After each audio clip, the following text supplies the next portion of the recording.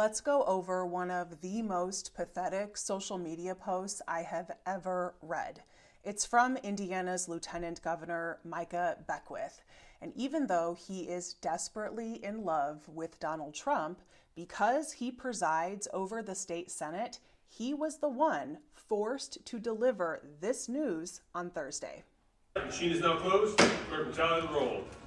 19 ayes, 31 noes. This bill has been defeated.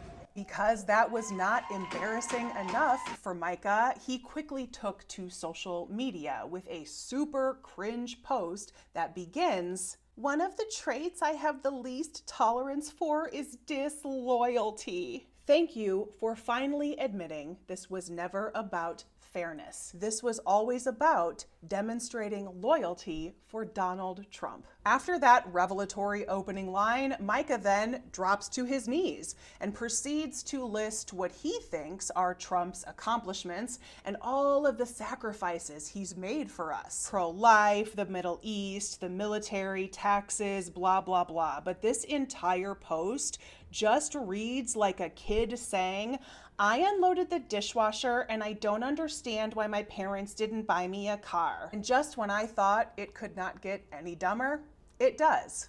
Yesterday, the Indiana Senate faced a simple choice: stand and fight a Marxist movement or choose dishonor. They chose dishonor. Well, we can go ahead and add Marxism to the list of things that Micah clearly doesn't understand. Accompanying his post are the names and photos of the 21 Republicans who joined the Democratic senators to vote no. I want to slow down on this for just a second because we know that political violence is on the rise. Even some of the senators in this photo have received threats of violence throughout this process.